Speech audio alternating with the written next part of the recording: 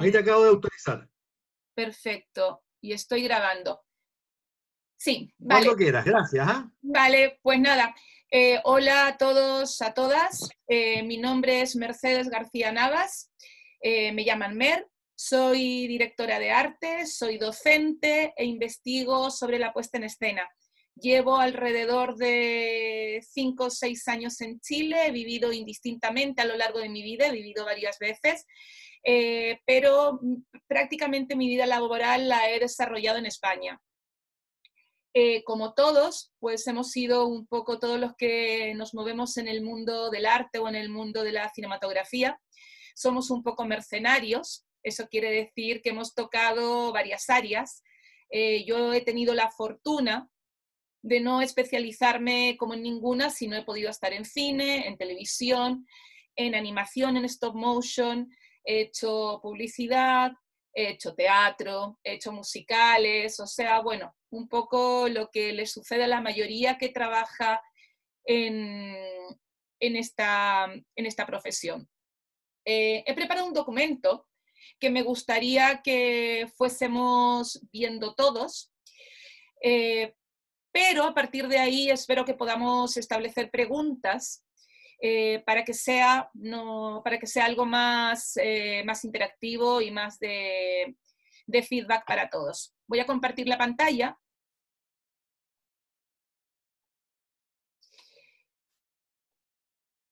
Y ahí estamos. Supongo que todos estáis viendo la pantalla. ¿Sí? Perfecto. Vale. Sí, se ve Cuando... perfecto. Perfecto. Cuando me invitaron a dar esta charla, yo enseguida dije, vale, creo que es importante hablar sobre la memoria en la dirección de arte. Después fue un poco cambiando porque hablando con Ricardo quedamos que la idea es que pudiésemos dar una visión más amplia de lo que es el mundo de la dirección de arte, pero al final de cuentas todo está prácticamente relacionado. La memoria es absolutamente importante dentro del desarrollo de la dirección de arte porque es importante en el desarrollo de la creación. O sea, es lo que nos permite traer esos recuerdos y poder convertirlos en realidad. Pero, para empezar, nos vamos a hacer como nuestra primera pregunta, ¿qué es la dirección de arte? A mí siempre cuando me preguntan, me dicen, ¿a qué te dedicas? Digo, yo soy directora de arte. ¿Y qué es eso? Entonces yo digo, yo narro con elementos. O sea, yo trabajo en la distribución de objetos con una finalidad narrativa. ¿Qué quiere decir eso?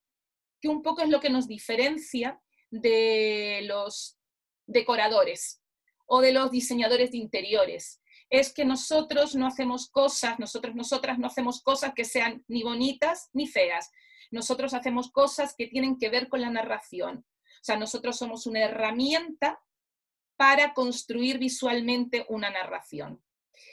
Con lo cual, la dirección artística tiene que ver pues con la escenografía, que son los elementos que están en escena, y con el estilo visual que tiene una película.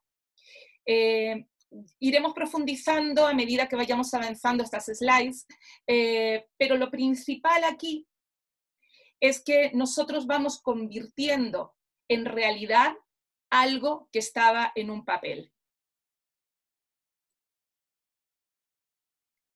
Con lo cual, en un desarrollo de la dirección de arte tenemos una serie de elementos, entre ellos una bajada a tierra de lo que quieren contar, de lo que dice el guión, y al bajar a tierra nos vamos dando cuenta de las dificultades que tiene para llevarse a cabo, con lo cual debemos cambiar un poco, debemos transformar para convertirlo en realidad. Por ello, primero hacemos una serie de trabajos, una serie de dibujos, de bocetos, que parten desde una investigación. Con lo cual decidimos qué tipo de elementos son los adecuados para poder narrar, qué tipo de texturas son las adecuadas para poder narrar y qué tipo de colores son los adecuados para poder narrar. Paul Auster, que es un escritor, una vez definió la dirección de arte que yo siempre la relato voy a poneros abajo que si no, no consigo, dice, filosóficamente hablando, la dirección artística es una disciplina fascinante. Tiene un componente verdaderamente espiritual, porque entraña mirar muy atentamente el mundo, ver las cosas como realmente son y no como quisieras que fuesen, y luego recrearlas con fines totalmente imaginarios y ficticios. Cualquier trabajo que te exija mirar tan cuidadosamente el mundo tiene que ser un buen trabajo, un trabajo que es bueno para el alma. En este caso, lo que Paul Auster quiere decir que el director de arte o la directora de arte son unos grandes miradores. Y gracias a esa capacidad que tienen de mirar, es que construyen un mundo que jamás es una copia de la real, sino es algo verosímil, o sea, creíble, pero no tiene por qué ser real. Yo a todos mis estudiantes siempre les digo que nosotros no copiamos la realidad, sino la transformamos en nuestro beneficio. ¿Qué quiere decir eso? Que nosotros tratamos que el espectador, la espectadora, sean absolutamente, crean y vean absolutamente verosímil lo que les aparece en esta pantalla.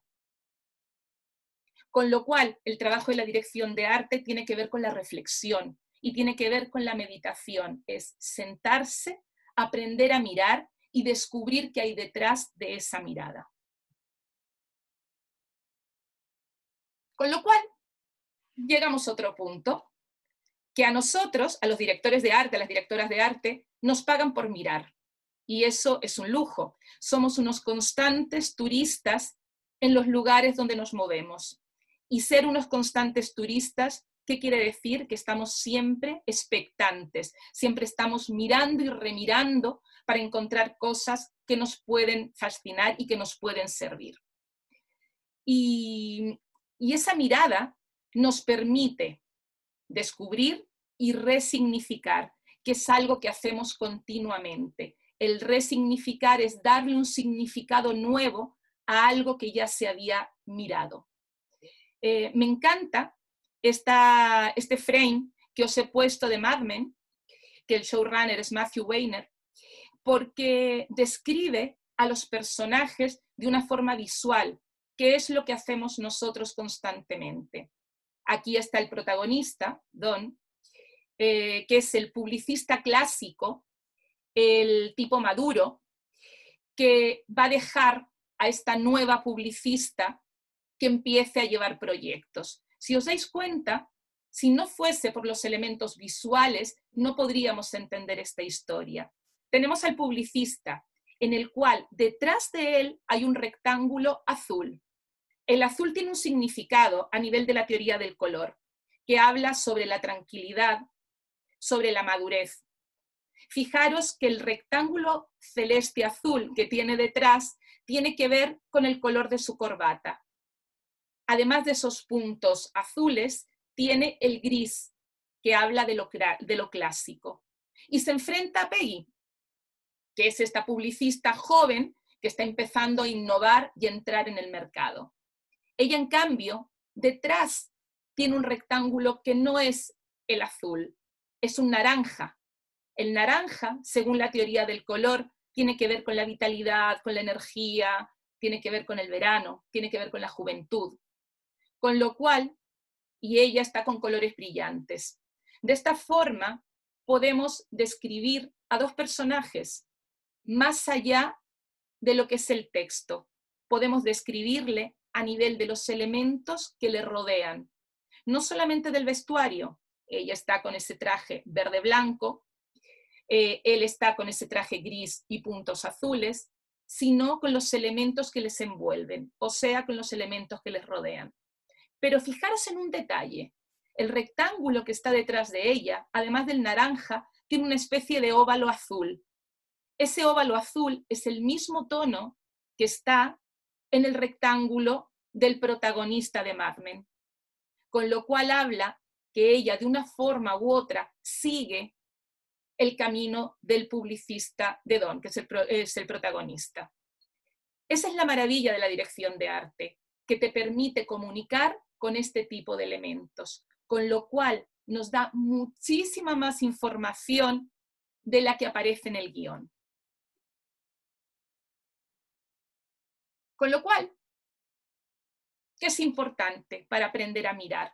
Saber diferenciar los tres estados, que es ver, mirar y observar. El ver es el acto fisiológico, o sea, nosotros vemos porque no somos ciegos. Pero el mirar es el acto consciente de ver. Es cuando tú decides dónde quieres poner el ojo, porque te interesa, y te interesa por algo. Te interesa porque te impacta, porque te gusta, porque lo deseas, porque te frustra, porque te da miedo, por lo que sea. Pero hay una intención, y en esa intención de la mirada es cuando el director de arte o la directora de arte se fija en algo y dice, esto me sirve.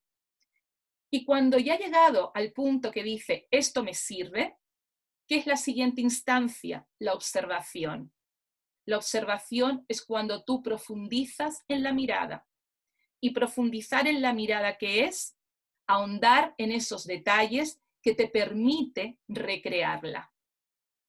Es súper importante entender los tres pasos de ver, mirar y observar, porque esto te permite construir una historia y te permite entender. ¿Cómo se aprende a mirar? Se aprende mirando. Esto es lo mismo que hacer abdominales. El primer día haces 5 abdominales y quedas destrozado, y a los 10 días ya sabes que puedes hacer 100 abdominales. Pues esto es exactamente igual. Por eso, la gente que está estudiando cine es recomendable que miren constantemente películas. La única forma de aprender a mirar es mirar. Mirar, salir, recorrer, locacionar como una instancia, sin necesidad de locacionar algo especial, sino por el mero hecho de recorrer los espacios para encontrar cuáles son los puntos interesantes. Con lo cual, ver es lo que nosotros hacemos, información que nos llega por todos los lados. Mirar es la acción consciente del ver. Y observar es profundizar en esa mirada. Si hiciésemos una relación con valores de plano en el cine, diríamos, ver es un plano general, nos presentan el espacio. Mirar es un plano medio, ya sabemos qué queremos. Y observar es ser capaz de desentrañar la esencia que hay en el plano medio, o sea, el plano detalle. Y si lo viésemos a nivel de preproducción, diríamos, ver es salir a locacionar, mirar es cuando ya has decidido qué locación quieres hacer, y observar es cuando quieres generar tu carpeta de arte, o sea, cuando quieres construir todo lo que es la idea visual. Y entramos con el tema de la memoria, que para mí la memoria también tiene muchísimo que ver con la dirección de arte. La memoria es un nombre femenino y nos habla de la capacidad de recordar. Y recordar es lo que nos permite ahondar en hechos, en ideas, en sensaciones, en conceptos y en estímulos que te ocurrieron en un pasado. Nos permite retener esa información que nosotros metemos como en cajoncitos en nuestro cerebro y que recuperamos cuando es necesario. De esa forma, la memoria se une con lo que son las referencias, tan necesarias para poder desarrollar una puesta en escena y desarrollar una idea visual. Fijaros aquí hay un uso absoluto de las referencias. El cuadro es un cuadro de Edward Hopper, un cuadro que fue hecho antes, en 1925. Hitchcock recordó que lo había visto y que le interesaba que esa casa que aparecía en ese cuadro fuese el Hotel Bates.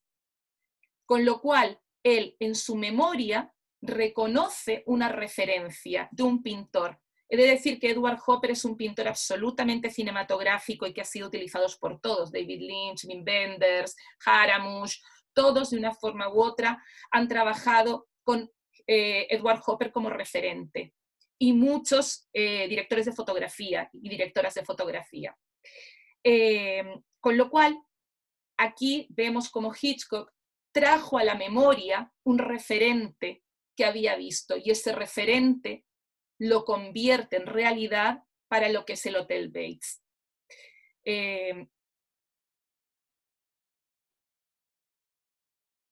Y eso hace que los referentes que están en nuestra memoria tengan de una forma u otra una imaginería colectiva.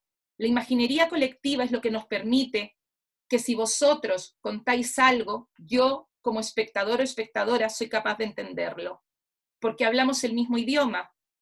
Hay una película que se llama El mundo está loco, loco, loco, en el cual lanzan una botella de Coca-Cola en una aldea en África y no tienen idea para qué servía.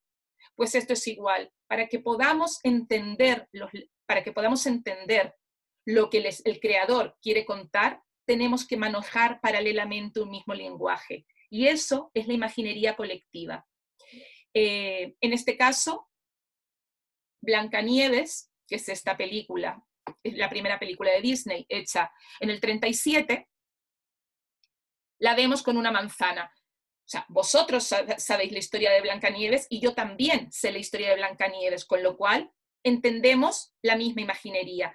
Pasa lo mismo con el tema de la manzana. Vemos a estos dos personajes en este cuadro de Cranach y sabemos de qué se está hablando. ¿Por qué? Porque compartimos los mismos referentes. Y esa es una buena forma para cuando tú levantas un proyecto creativo, un proyecto audiovisual, el espectador o la espectadora después puedan entender lo que vosotros habéis estado comunicando. Pasa exactamente aquí lo mismo. ¿Qué sucede? Porque nosotros hemos visto Pulp Fiction, que es esta película de Tarantino del 94, y conocemos a Uma Thurman y sabemos el personaje que hizo, somos capaces de entender el resignificado del cuadro que tenemos al lado, en el cual la cara es la de Mona Lisa de Da Vinci. Entendemos que tiene la cara de Mona Lisa de la Gioconda de Da Vinci, entendemos que la posición es Uma Thurman en Pulp Fiction y lo conocemos porque ambos, vosotros y yo, tenemos los mismos referentes. Y esos referentes, cuando son resignificados, seguimos entendiéndolos. Que es importante acotar lo que ha pasado a partir del 18 de octubre con todos los paste-up que había en la zona de la zona cero, fueron hechos de esta forma, resignificando las imágenes. Por ejemplo, la imagen de Gabriela Mistral. Nosotros reconocemos la cara de Gabriela Mistral, pero también reconocemos el significado del pañuelo verde, de la bandera negra y de los pantalones rotos, porque hablamos el mismo lenguaje y eso es muy importante cuando hacemos dirección de arte. Con lo cual, entendemos cuál es importante para desarrollar y para levantar un proyecto. Idea, idea visual, desglose visual. ¿La idea cuál es? La idea es el concepto. ¿Y el concepto cuál es? La esencia de lo que quieres contar. Ese viene de los griegos. O sea, son conceptos, el viaje, la muerte, la transformación, el deseo, la frustración, la envidia, conceptos. Y esa es la idea. Pero después viene un siguiente punto. ¿Cómo quieres vestir esa idea? Y ahí es donde entra el director de arte. ¿Cómo quieres vestir esa idea? ¿Quieres que sea un estilo gótico? ¿Quieres que sea un estilo barroco? ¿Quieres que sea minimalista? Tú decides. Pero para ello tienes que tener clara la idea visual. Yo siempre pongo el ejemplo de Sherlock Holmes. Sherlock Holmes, la novela. Es un detective en la época victoriana en Londres, en el cual tiene una serie de características y tiene un personaje que le acompaña que se llama Watson. Este personaje, ¿cuál es la idea de Sherlock Holmes? La idea de Sherlock Holmes es la búsqueda de la verdad. Y la búsqueda de la verdad lo va a acompañar siempre, aunque se cambie de época. Habéis visto Sherlock Holmes, la serie de Netflix, en la cual ha tenido varias series, en una de ellas hasta Watson cambiaba de género y era una mujer. Ya no utiliza una lupa, sino un teléfono GPS, pero sigue teniendo la misma idea, el mismo concepto, que es la búsqueda de la verdad. Y si os fijáis, en el Doctor House pasa exactamente lo mismo. ¿Qué sucede en Doctor House? ¿Qué es lo que hace este médico? Buscar la verdad. Son personajes absolutamente con un nivel afectivo nulo, se llenan de estimulantes, no siguen las reglas y tienen un objetivo, la búsqueda de la verdad. Por eso es siempre importante tener claro el concepto Y después tú puedes optar cómo lo quieres vestir, o sea, cómo vas a desarrollar la idea visual, o sea, cómo vas a desarrollar el proyecto visual. Y después viene un apartado que a mí me interesa mucho, que hace referencia al desglose visual. El desglose visual tiene que ver con los objetos, esos objetos importantes que te permiten contar una historia. Voy a contarte una historia. Por ejemplo, lo que os decía antes de la lupa y el teléfono GPS. Más adelante os voy a explicar un poco más sobre el desglose visual y sobre los objetos visuales. Volvemos a la idea visual. Fijaros aquí, Sweeney Todd, de Tim Burton, en el cual desarrolla su estética, su idea visual, que es muy característica, que es el neogótico, son los azules, son los claroscuros, tiene una serie de características. Y al lado tenemos una representación de Sweeney Todd, pero en teatro. Son dos lenguajes diferentes, dos ideas visuales diferentes. También hay que tener claro que en el teatro se ve a plano general, es como Truffaut. Truffaut siempre decía, el espectador cuando vemos por nuestros ojos, vemos siempre en planos generales. Y en Tim Burton ya hay un valor de planos, ya hay un lenguaje cinematográfico que te permite recorrer la historia más fácilmente. Bueno, son dos ideas visuales bajo un mismo concepto, una misma idea, que es el asesinato. De ahí la importancia de las referencias. Las referencias es una relación entre las imágenes que necesitamos para bajar a tierra el concepto. Todo esto en una primera instancia. Un director y una directora de arte, cuando les llega un proyecto, se ponen a hablar con el director o la directora, ellos les pasan sus primeras referencias de cómo quieren hacer su proyecto audiovisual, y tú, que eres un poco como el Sancho Panza del Quijote, que son estos directores, tratas de limpiarles un poco las ideas y proponerles cosas buenas, cosas nuevas, a partir de la primera idea que te dieron. Es muy interesante este trabajo de Revenant, de la película Iñárritu, del 2015, porque su director de arte, Jack Fish, hacía una referencia. Ellos querían primero poner una montaña de cráneos para la película, querían poner una montaña de cráneos, y el director de arte empieza a buscar fotografías, empieza a buscar referencias y a recordar historias que le habían contado.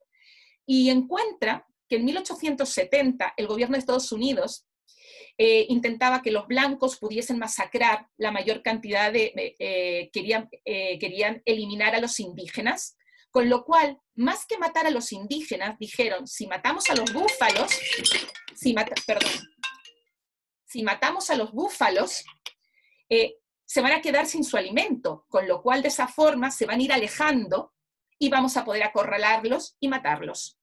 Con lo cual, de una primera idea que tenía Iñárritu de hacer una montaña de cráneos de indígenas, consiguió, gracias al análisis de referencia, hacer esto, que es contar lo mismo, que es la eliminación de los indígenas, en el momento que enseña esta montaña de cráneos, pero de búfalos.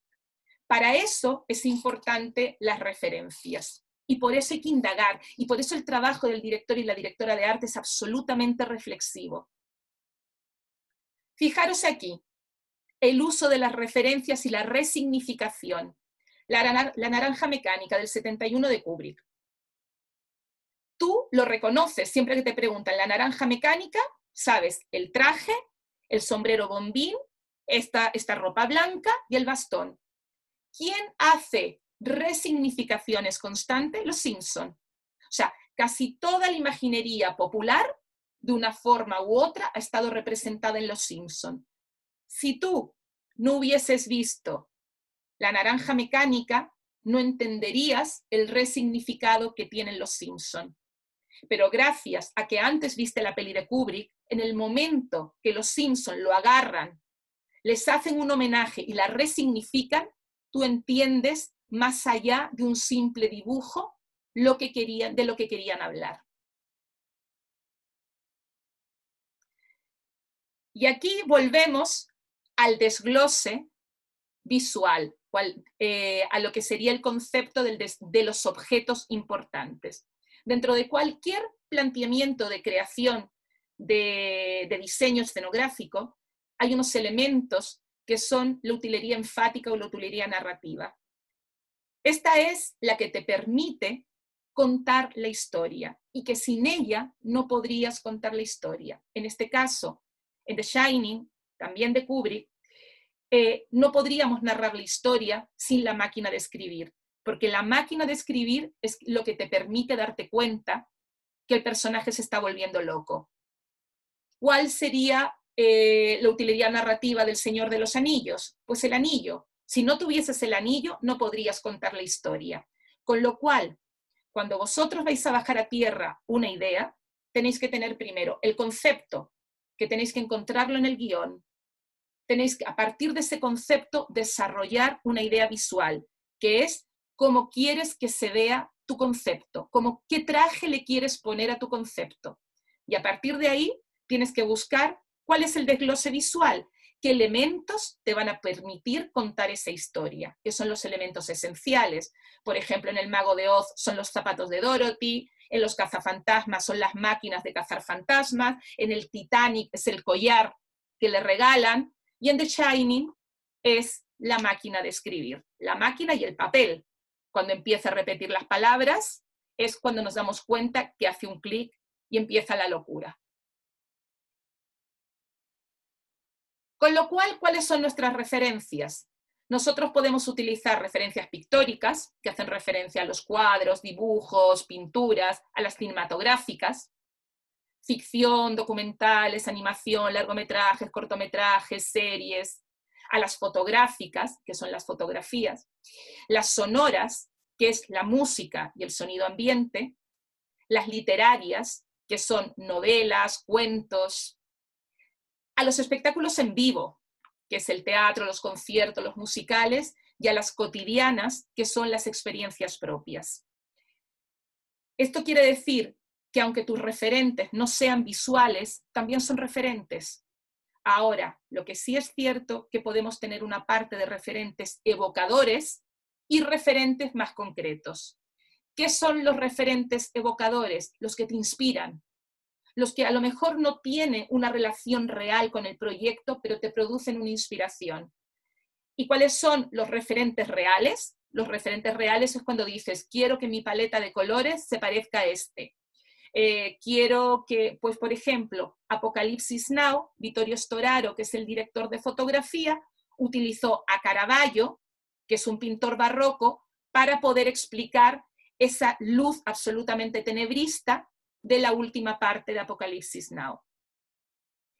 Es muy interesante. No he puesto otra referencia que también me parece muy importante, que es la olfativa, que es de repente tú vas caminando y te aparece un olor y dices, mi abuela me cocinaba las cosas de esta forma. No me estoy refiriendo a eso, pero sí está presente. Ahora, lo que es importante es que vosotros cuando bajéis los referentes tengáis claro cuáles son los referentes evocadores, los que te evocan, y cuáles son los referentes concretos, los que te permiten decir, quiero una puesta en escena así, quiero una paleta de colores así, quiero una distribución de elementos en el espacio así. Recomendación. Vosotras que vais a ser directores o directoras de arte, o por lo menos vais a estar en proyectos, recomiendo siempre hacer una carpeta dentro de vuestros computadores donde pongáis estas imágenes que va a ir subiendo. Cuando veis algo y os llama la atención, lo editáis, dices, fotografía de tal personaje de tal año, y la pongo en mi carpeta de paisajes, o la pongo en mi carpeta de calles, o la pongo en mi carpeta de personajes raros, o la pongo en mi carpeta de paletas de colores, para cuando las necesitéis podáis encontrarlas. Sería una especie de falsa memoria, que es lo que nosotros normalmente hacemos inconscientemente cuando metemos en cada cajoncito de nuestra cabeza las imágenes y las referencias que nos llaman la atención. Con lo cual, nuestra idea visual, que es cómo queremos vestir el proyecto, ¿cómo se realiza? A través del espacio, de los objetos y de los personajes. Cuando hablamos de espacio, vamos a hablar de lo que es el decorado y la ambientación. Cuando hablamos de objetos, vamos a hablar en este caso de objetos narrativos, o sea, de objetos que permiten contar una historia. Y cuando hablamos de personajes, vamos a hablar de su vestuario y sus objetos de personajes. Siempre en la primera bajada a tierra del proyecto, de la idea visual, es bueno desarrollar un collage. Porque el collage lo que nos hace es algo absolutamente expresionista, es algo muy de estómago. Te permite sacar y poner en un papel la esencia de lo que tú quieres enseñar.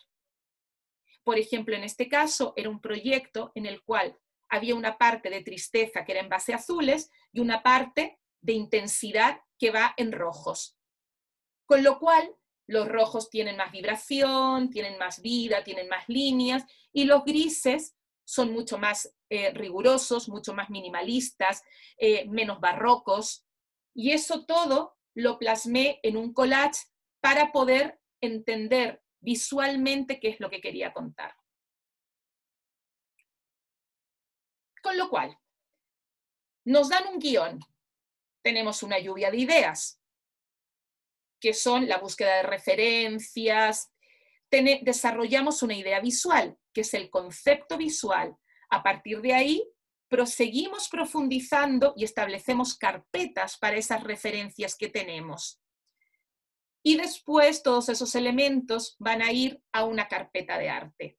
Carpeta de arte que es un ente vivo. No quiere decir que vosotros hacéis una carpeta y no hay movimiento en la preproducción, pero hacemos una carpeta y después a lo mejor por logística, por economía y por relación con los departamentos, hay cosas que tenemos que cambiar.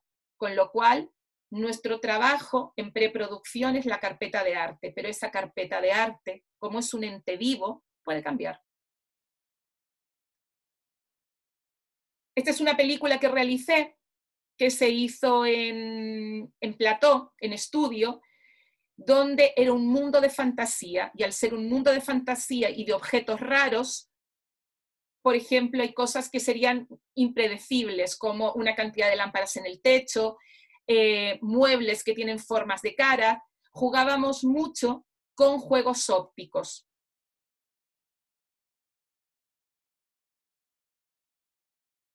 Acordaros siempre, cuando desarrolláis un trabajo de dirección de arte, primera lectura de guión, desglose general. El desglose general es poner en un papel todas las cosas que aparecen en el guión. Profundización del desglose general, o sea, hacer un desglose para el departamento de arte, que es cuando ponemos muchas más cosas de las que aparecen en el guión, cuando trabajamos con la poética de las palabras. A partir de ahí hacemos una primera propuesta de arte, seguimos investigando y concluimos en una carpeta de arte, que es la presentación en papel de la línea artística, para terminar en el trabajo de preproducción y por último en el rodaje. ¿Qué vamos a encontrar en el guión? Encontramos qué preguntas nos tenemos que hacer en el guión para desarrollar sobre todo el desglose de arte. Tenemos que hablar sobre el tiempo, en qué año sucede, en qué momento histórico, sobre el carácter de los personajes, cómo son los personajes, qué recorrido tienen, cómo se relacionan entre ellos. Tenemos que hablar de la atmósfera, que son las emociones, las relaciones que hay entre el interior y el exterior. Hay que hablar de los espacios, de los lugares donde transcurre, en qué lugar geográfico, cómo es el espacio interior, cómo es el espacio exterior. Y después los detalles que componen la historia, esos elementos que nos hablan de los personajes, que nos hablan de los espacios en los que habitan y que nos hablan también de los objetos narrativos que nos permiten contar una historia.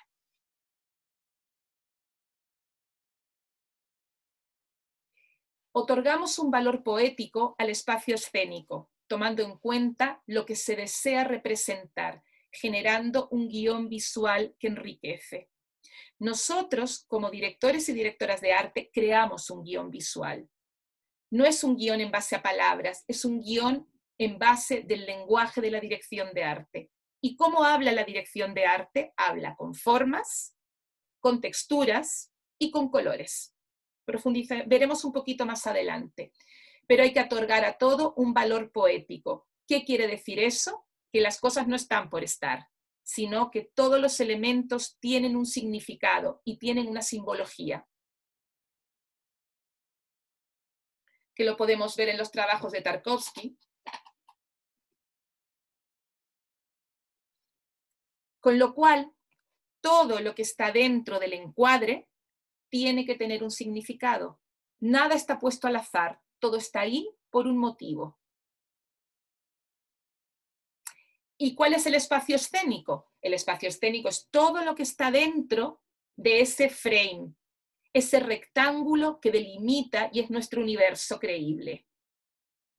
El espacio escénico es la puesta en escena, y la puesta en escena se forma con muchísimos elementos.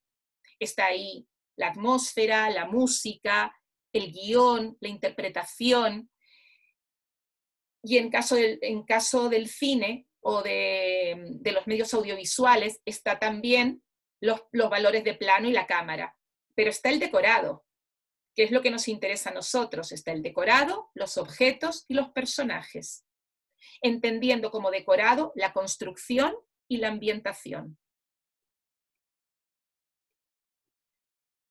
Con lo cual, y lo más importante aquí, es que todo lo que está dentro del espacio escénico tiene una razón de ser. Nada está colocado aleatoriamente. A ver, de repente, objetos de relleno pueden estar colocados, pueden estar o no estar, pero los objetos narrativos tienen que estar siempre y tienen que tener una simbología. Esto tiene un significado. Esta era una obra de teatro en la cual dividía la parte terrenal a la parte que era del cielo, y ahí había una división textural y de formas.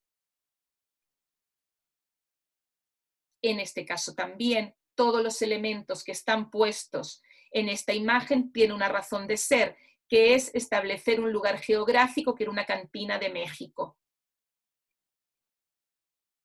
Exactamente aquí, todos los elementos que están y existen son por una razón y tienen una simbología y tienen una paleta de colores adecuada para la puesta en escena. Con lo cual, nosotros, como directores y directoras de arte, utilizamos un lenguaje que es el metalenguaje de la dirección de arte. Y ese metalenguaje son las formas, que son los volúmenes, que son los objetos, todos son volúmenes, nosotros también. Las texturas, que es la piel de ese objeto, y los colores, que es el color sólido de cada objeto. Y todos ellos tienen una función narrativa, o sea, están ahí porque el guión lo pide, o están ahí porque el director o la directora lo encuentra necesario para poder narrar. Dentro de este metalenguaje, que es el metalenguaje de la dirección de arte, hay otro elemento importante que habla de la profundidad y de la distribución de los elementos en un espacio. Y cuando hablamos de la profundidad, como estamos hablando de la dirección de arte, hablamos de la falsa perspectiva. Nosotros trabajamos con la falsa perspectiva. ¿Qué quiere decir eso? Que hacemos más grandes espacios que no lo son y hacemos más pequeños espacios que tampoco lo son. Porque nosotros, todos es por lo que se ve en la cámara. He puesto este ejemplo, que es de Apartment, de Billy Wilder.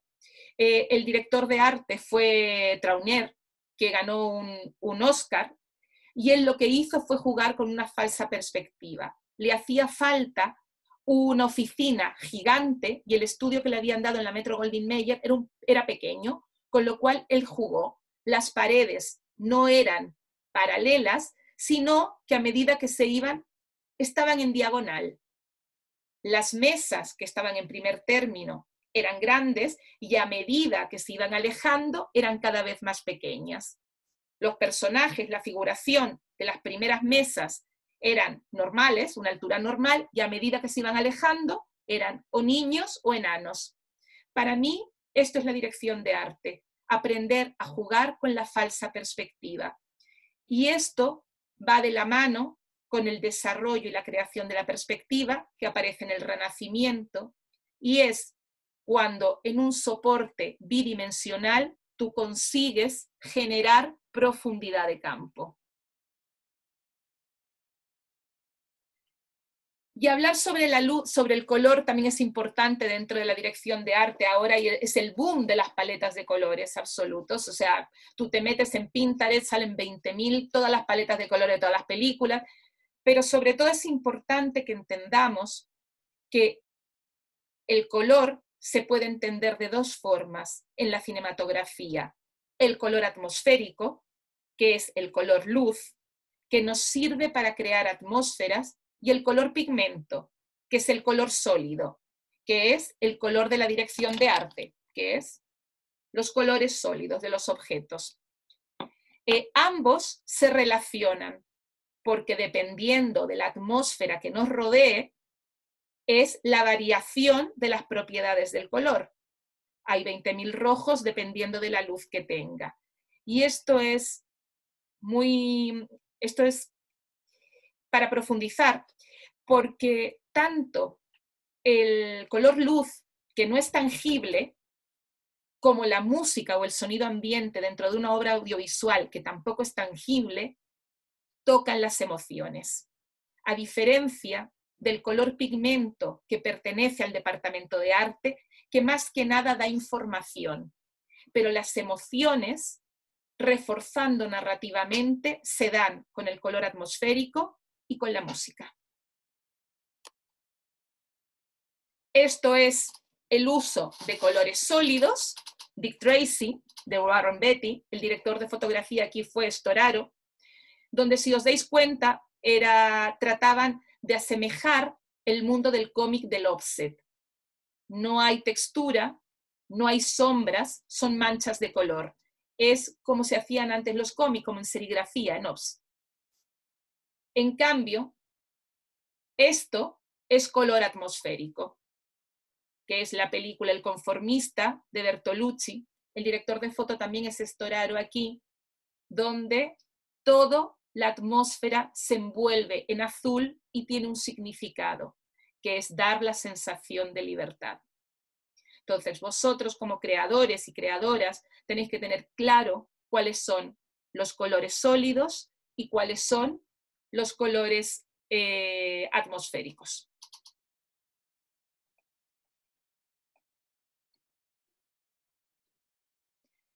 Formas de utilizar el color. El color se puede utilizar de muchísimas formas, pero se puede utilizar para diferenciar el pasado del presente, se puede utilizar para diferenciar los lugares geográficos, se puede utilizar para entender si es sueño o realidad, si es locura o cordura. En este caso, en Regreso a casa, de Zhang Yimou, el color se utiliza narrativamente para hablar del pasado, cuando esta niña era una niña feliz, al presente, que es esta mujer adulta, que todo se ha tornado en gris.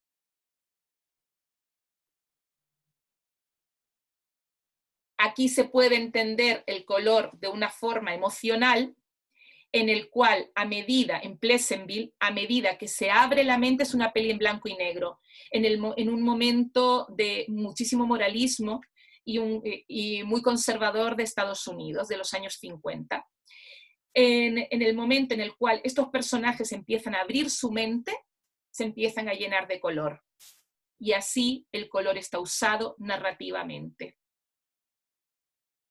Y El Mago de Oz. El Mago de Oz nos presenta, es la primera vez que se usa una película que usa el color narrativamente una película. Es en esta película de Technicolor. Acordaros que el Technicolor hace brillar los rojos y por eso los zapatos de Dorothy son rojos y no son azules o plateados como sale en la novela, porque así lo pedía el Technicolor, y aquí podemos ver Dorothy en Arkansas, es una paleta de sepias, Dorothy en el mundo de Oz es una espectacular lleno de colores.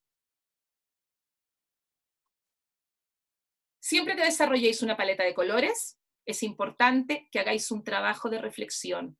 Recomiendo, y siempre recomiendo, no usar las apps de paletas de colores y menos copiar las paletas de colores de otras películas. ¿Por qué? Porque esto es igual que comprarte algo en un retail. O sea, tú te compras una camiseta, pero no a todos nos queda igual la misma camiseta. Tenéis que aprender a desarrollar vuestras propias paletas de colores. Indagar, investigar, recortar, y a partir de ahí llevarla al computador. Fijaros aquí en este desarrollo de paleta de color, hay un significado, un momento diferente de lo que es el 92 a lo que es el 2018. Toda tiene que ver con la historia. Aquí hay un punto de inflexión, que es la muerte de la madre de la niña, con lo cual en el 92 era un mundo espectacular de color y en el 2018 es un mundo absolutamente gris. Recordar que los personajes tenemos que hacernos una serie de preguntas cuando estamos desarrollando.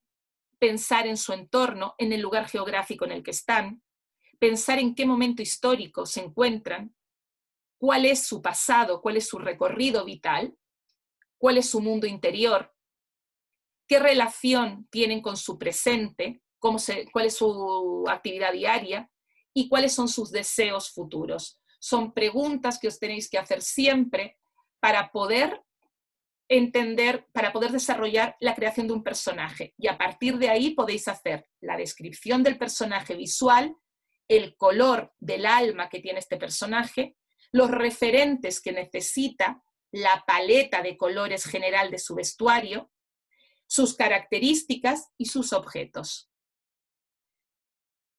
Si os dais cuenta, todo es reflexión. Aquí vemos los colores de los personajes.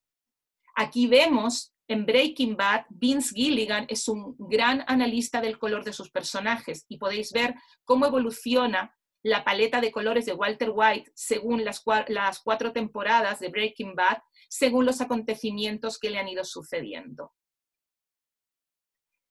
Y por último, decir lo que es una carpeta de arte. Una carpeta de arte es un documento en base de imágenes que permite enseñarte visualmente cómo quieres hacer tu proyecto audiovisual. Te permite reflexionar sobre lo que quieres hacer y ver si es posible llevarlo a cabo, si tienes logística para ello, si tienes dinero para ello y si todos los departamentos pueden llevar a cabo lo que tú estás proponiendo. Permite crear un guión visual, que para mí es muy importante. Un guión visual es como una escaleta visual. Tú necesitas saber cómo se va a dar la visualidad en tu proyecto a lo largo del inicio, nudo y desenlace de la obra. Es bueno acompañarlo de algún texto, de algunas palabras que te permitan reforzar las imágenes que has puesto. Todas las carpetas de arte tienen que tener una portada con una imagen concepto y una tipografía que funcione y que sirva. Tiene que darnos una idea global de lo que nos gustaría hacer, de cómo nos gustaría hacerlo y saber siempre que es un ente vivo, o sea, que este documento se va a ir transformando. Y por último, y para terminar y empezar las preguntas, hacer un mapa visual nos permite identificar el esqueleto del mundo que se quiere crear, tener claro los referentes, tener claro el concepto. Estos referentes han sido rescatados de nuestra memoria y nuestra memoria es la que nos permite siempre desarrollar esa idea visual. A partir de ahora, pues si me queréis hacer preguntas, yo feliz. Mercedes, te agradezco mucho ¿Podrías sacar la pantalla? Sí. Saca la... Ahí estamos. Hola, Mercedes. Bueno, muchas gracias por tu interesante charla. Vamos a abrir las preguntas ahora, el que quiera puede preguntar, pero me gustaría partir a mí por un problema de formación profesional y me encantaría preguntarte todo esto que tú has explicado, se aplica muy bien a la ficción. Bueno, yo he hecho ficción y he trabajado con grandes directores de arte, pero también he hecho documentales y ahí hay un universo interesante en relación a cómo se trabajan estos conceptos en el mundo del documental. ¿Cómo un director de arte puede trabajar o apoyar esta visualidad que se plantea en el documental donde tú trabajas con la realidad? Ricardo, ¿verdad que lo habíamos hablado? Se me traspapeló absolutamente, pero es muy claro. Mira, al final todo consiste en tener claro un concepto, en saber cómo quieres vestir ese concepto y qué elementos son importantes para utilizar. Eso se puede trasladar a todo. Se puede trasladar a documental, se puede trasladar a ficción, se puede trasladar a todo. En el caso de los documentales, no los documentales ficcionados, porque esos también tienen un desarrollo muy parecido al de ficción, sino otro tipo de documentales, lo que tú haces es ser un director de arte que trabaja en el momento. ¿Y cómo trabajas en el momento? Componiendo. ¿Y cómo compones? Estableciendo una serie de planos que tienes que trabajar para evitar el ruido visual. Normalmente cuando se filma un documental, tú tienes que saber cuáles son los elementos importantes para que aparezcan en la pantalla, que son los que dan información sobre la historia que tú estás narrando. Muchas veces cuando hacemos documentales, vamos a una casa a entrevistar a alguien, le ponemos delante de una estantería y esa estantería está abarrotada de cosas que al final no nos dan ninguna información. ¿Qué es lo que tiene que hacer el documentalista, director de arte en ese momento? Es saber qué información nos da lo que está detrás y qué nos va a reforzar lo que nos va a contar nuestro entrevistado. Con lo cual, lo que tenemos que hacer es simplificar los elementos para evitar el ruido visual y que la comprensión futura del espectador se fluya muchísimo mejor, que podamos reconocer su espacio, pero no a nivel de una saturación, sino podamos reconocer elementos que permiten reforzar al que estamos entrevistando. Ya, muchas gracias. Mira, bueno, abramos ahora el panel de preguntas. Estoy viendo ahí a la gente que está participando. Está nuestro profesor de arte, Sí, Gustavo Daza. No sé bien. si te interesaría preguntar algo, Gustavo. Hola, Gustavo. Hola, buenas, ¿qué tal? No, nada, me queda todo súper claro y súper buena, me gustó mucho la presentación. Gracias. Ahí a medida que vayan saliendo preguntas, de repente me cuelgo de alguna y vamos hablando. Perfecto. Ok, gracias por asistir. Bueno, chicos, pueden preguntar, la gente, veo que hay gente exalumnos y eso, entonces sería interesante tal vez que pudieran plantear sus inquietudes o algo. ¿Quién quiere preguntar algo? A ver.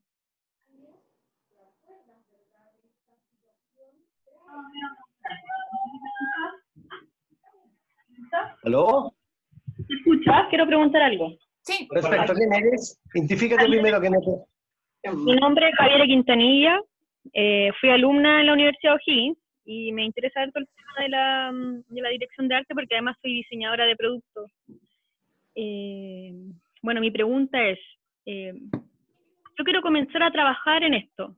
¿Cómo uno inicia en esto? Yo sé que es experiencia, me imagino que uno empieza haciendo cortometrajes, metiendo las manos de aquí a allá, pero ¿cómo uno puede llegar a trabajar en esto? A ver, hay muchos factores. Hay que decir que la industria chilena no es una gran industria, con lo cual no hay muchísimo trabajo, pero hay una cosa muy interesante, que en el momento que los aparatos empiezan a ser más asequibles para todos, empieza la democratización del audiovisual. Y con la democratización del audiovisual, lo que permite es que todos tenemos una posibilidad de desarrollar nuestras propuestas. ¿Cómo puedes trabajar? Pues como todo, haciendo. Esto es un oficio, con lo cual el oficio se hace aprendiendo. Cuando estudiamos dirección de arte podemos aprender la teoría, podemos aprender a reflexionar, que ya es, pero después está lo de meterte, participar en todo lo que puedas y tratar de apuntarte a todos los cortometrajes que te ofrezcan, porque eso es lo único que te va a dar oficio. Antiguamente, cuando tú no salías, porque ahora todos salen como directores, directoras de arte, directores de foto, directoras de foto, todos son directores.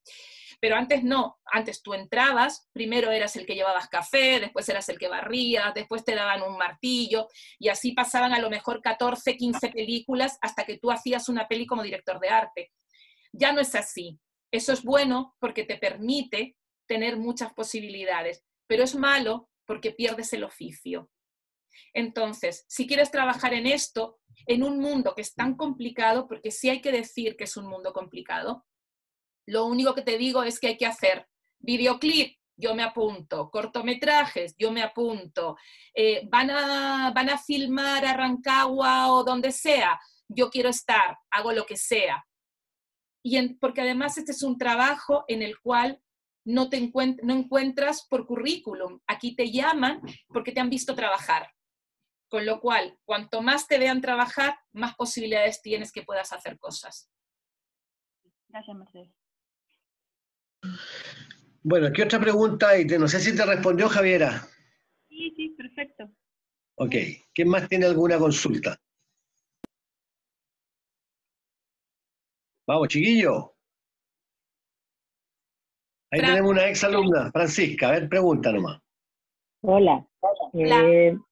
Hola, ¿cómo estás? Acá tratando de seguir haciendo algo. Como todos. Sí. Bueno, yo estoy justamente trabajando en la preproducción de un corto también, y el tema de la palabra referente es lo que suena siempre, ¿no? ¿Y cómo haces tú para buscar los referentes y no marearte? Porque, por ejemplo, hay esculturas, pinturas que a uno le llaman la atención y quisiera proponerlo. Yo, en este caso, yo oficio de directora, no de dirección de arte, pero ¿cómo dialoga el director de arte con la propuesta, con la dirección?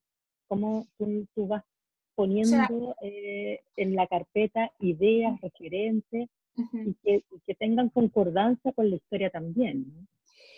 A ver, al final esto es un trabajo de reflexión, con lo cual lo primero es tener clara cuál es la idea, cuál es el concepto, cuál es la esencia de lo que quieres narrar, sobre qué quieres hablar. Pero no el storyline, sino esa palabra que marca y que habla de un concepto. Quiero hablar sobre el amor, sobre la muerte, quiero hablar sobre el viaje. O sea, primero tener claro, y tenerlo claro el director o la directora. A partir de ahí, ese director y esa directora tiene que bajarse un par de referentes que consideran que son importantes. Con esos referentes, con esas imágenes, que pueden ser 2 imágenes que tenga el director o la directora, habla con el director o directora de arte y dice, mira, mi concepto es este, me gustaría que tú trabajases la idea visual, y a partir de ahí tienes 3 opciones. O decir, yo quiero, por ejemplo, directores como Almodóvar, como Kubrick, como Wes Anderson, o sea, son directores que son directores de arte. Entonces ellos pasan la propuesta diciendo, yo quiero la idea visual así. Hay otros directores, directoras que dicen, mira, me gustaría que tuviese un estilo minimalista, por ejemplo. Y tú como director sigues trabajando. Y otros que dicen, proponme, y yo veré después cómo, proponme a partir de estas imágenes que te doy. O sea, primero uno como director tiene que saber a qué tipo de director pertenece. Al que le interesa llevar casi masticada la idea visual, al que le da una pequeña referencia o al que quiere proponer. A partir de ahí, el director de arte o la directora de arte somos una especie de Sancho Panza de esos Quijotes que son los directores. Con lo cual, nosotros tenemos que agarrar las ideas que nos pide el director o la directora y tratar de quitarles un poco el polvo, separar el polvo de la paja. Tratar de simplificarlo y a partir de ahí hacerle propuestas, pero sin perder la esencia que te dio el director o la directora. ¿Cómo se puede dialogar? Sentarse. ¿Y cómo se pueden buscar? Sentarse y hablar. Es mucho hablar, es mucho conversar para que se puedan establecer un nexo como una especie de tubito de información de una cabeza a la otra. ¿Y cómo se puede uno no marear con referencias? Pues porque ya estás acostumbrado a trabajar constantemente con referencias. Por eso os decía antes que es un buen ejercicio, aunque no tengáis proyecto, siempre estar guardando referencias, elementos que te atraigan y que te llamen la atención, porque en algún momento los vas a utilizar. Pero si tú nunca trabajas con referencias, por supuesto te vas a marear con referencias. Somos seres visuales, con lo cual constantemente estamos viendo 1000 cosas. Lo importante es aprender a mirarlas. Entonces, es un trabajo lento. Los procesos de creación son lentos. Oye, Mercedes, disculpa, me gustaría preguntarte algo que no quiero evitar soslayar. Alguna vez cuando comparto esta conversación y te invitamos, digamos, me enteré que tú habías trabajado con este director de arte famoso español que es protagonista de un gran documental que se llama El Último Truco. ¿Recuerda el nombre, por favor? ¿Cómo se llama? Ruiz. Emilio Ruiz. Ya. Emilio Ruiz. Tú trabajaste con Emilio Ruiz, entiendo. No sé si ustedes, los participantes, lo conocen. Emilio Pues Ruiz. espérate, cuéntanos un poco cuál es este personaje, o entéranos un poco. A ver, Emilio Ruiz no es un director de arte, es un truquista. ¿Qué quiere decir? Que él lo que hace sobre todo son maquetas y son efectos, pero eran efectos como el matte painting. Vosotros sabéis que antiguamente existía, por ejemplo, si veis, por ejemplo, Viaje del hombre a la luna, la de Méliès, vais a ver que cuando están lanzando el cohete hay como 3 capas, y hay una capa en la cual aparecen unos techos pintados en primer plano. Ese techo de primer plano está pintado en un cristal. Eso es matte painting, que antes se usaba mucho y servía para poder construir decorados. Tú ponías, por ejemplo, hacías una casa de determinadas dimensiones y lo ponías de determinada forma que por el objetivo de la cámara se veía como si fuese una casa gigante en un lugar. Emilio Ruiz, que es un truquista, lo que hacía es trabajar con la falsa perspectiva, que es un poco lo que yo os contaba que hizo Traunier en The Apartment. Es jugar, es falsear las proporciones en beneficio de la historia, para poder construir elementos donde no se podrían construir. Eso da para otra charla y una charla muy larga. Sí, yo trabajé con él porque él contrataba a mucha gente para hacer maquetas. Entonces todos, de una forma u otra, participamos en sus talleres. Él decía que era una técnica que se estaba perdiendo, pero que era muy necesaria. Yo siento que todas las técnicas tienen que ser, se tienen que mezclar. Ahora se hace mucho con croma y con postproducción. Entonces el matte painting ya no se utiliza tanto porque se utiliza de otra forma. Las maquetas, sí, las maquetas se siguen utilizando, aunque en Chile no haya tradición de maquetas, pero en Hollywood el 60% de los decorados están hechos con maquetas. O sea, inteligencia artificial, por ejemplo, son maquetas. Qué sé yo, el Titanic tenía 5 tipos diferentes de maquetas. Es otra forma de trabajar. Claro, No que sé no si quería perder la oportunidad que nos contaras esta experiencia increíble con este maestro, porque no se pierdan esa película, chicos, búsquenla, se llama El Último Truco de Emilio Ruiz, es una película maravillosa. A ver, ¿qué puedo decir? Cualquier persona que trabaja en efectos especiales y cualquier persona de los antiguos que trabajan en efectos especiales o que trabajan en maquetas son unos artesanos, que es el concepto del cine antiguo. Son unos artesanos, con lo cual son muy meticulosos y controlan bastante de objetivos para poder transformar. Entonces, siempre trabajar con gente que tiene el oficio, siempre es un lujo, pero cualquier área. O sea, siempre que veáis una persona que tiene 50, 60 años de experiencia, pegaros a ellos, porque siempre os va a contar cosas interesantes. Porque al final esto es, yo me imagino los pintores que trabajaban con Leonardo, que aunque estuviesen presionando los pigmentos, estarían alucinados de poder ver cómo Leonardo daba las primeras pinceladas. Pues esto es igual, lo mismo me pasó con Emilio Ruiz. Bueno, ¿qué otra pregunta tenemos, chicos? Aprovechemos, por favor.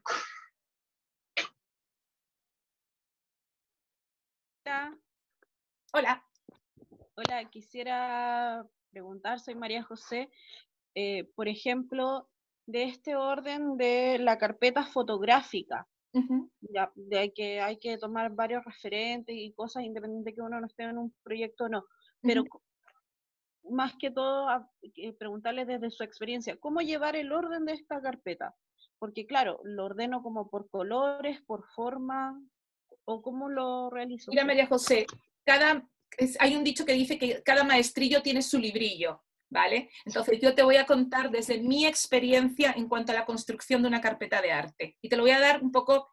Para mí la carpeta de arte primero tiene que tener una portada con una imagen concepto. Esa imagen concepto hace referencia a la esencia de lo que tú quieres contar. A partir de ahí tiene que tener una tipografía de acuerdo con la idea que quieres narrar. Siguiente paso. Particularmente a mí me encanta meter una frase que encuentre y que haga gancho y que tenga que ver con la historia. Después viene el storyline. Aunque sea una carpeta de arte, a mí me gusta poner el storyline para saber realmente de qué estamos hablando. Y después me gusta poner los referentes generales, que son imágenes de películas o de cuadros, de lo que sea a nivel de referente general. ¿Ya? Después viene la propuesta de arte, o sea, la idea visual de lo que hemos estado hablando. Después de la idea visual viene la paleta de colores, lo que yo denomino el timeline del color, que son todos los colores que van a aparecer en tu proyecto. Los colores sólidos, ¿vale? Sabes que después se pueden cambiar las propiedades, después con las atmósferas. Y una vez que ya tengo los elementos básicos, empiezo a desglosar. Muchas veces, después del storyline y de los referentes, yo presento a los personajes.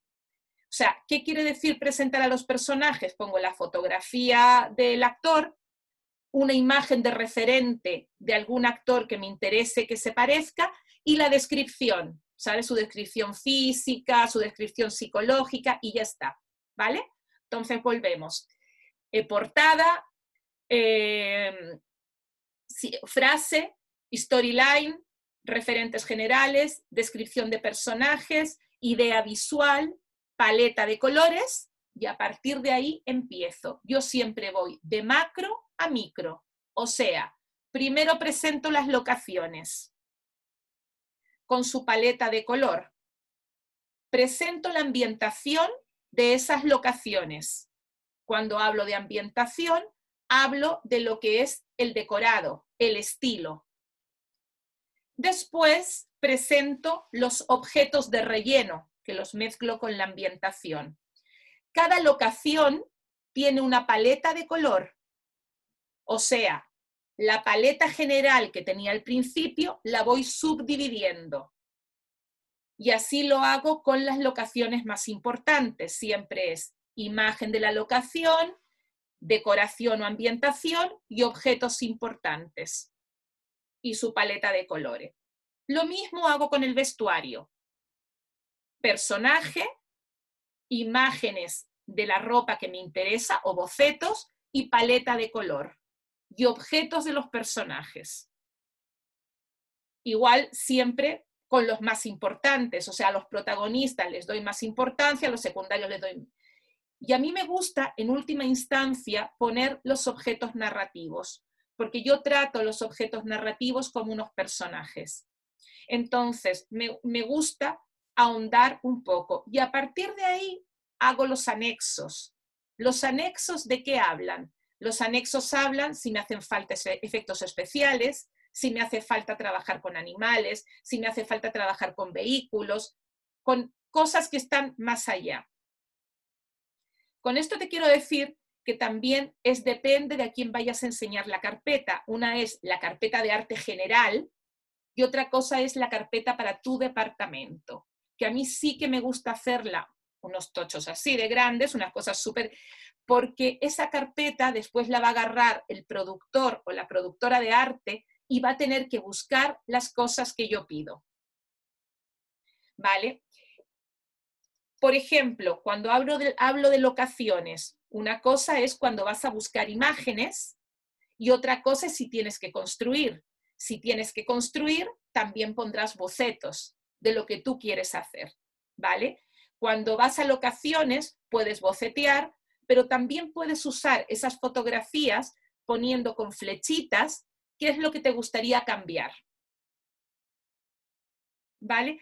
Pero diciendo, lo importante aquí, y lo que te tiene que tener siempre, quedar muy, muy claro, que el resto del equipo tiene que poder entender cuál es tu propuesta.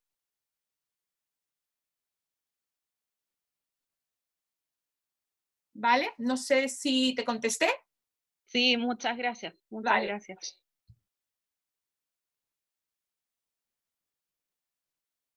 Veamos quién más tiene alguna pregunta que hacer. ¿Hay alguna duda, alguna cosa que quieran plantearle a la profesora, a Mercedes? Todo muy claro. Parece que está todo muy claro, sí. Todo muy claro. Súper claro, todo muy claro, de verdad. Muchas gracias. Yo tengo que ir a clase ahora sí, así que los dejo. Vale. Pero súper Chao, interesante la Gustavo. charla. Gracias por asistir. Vale. No, de nada, muchas gracias por la charla. Muy buena, gracias. Adiós. Adiós.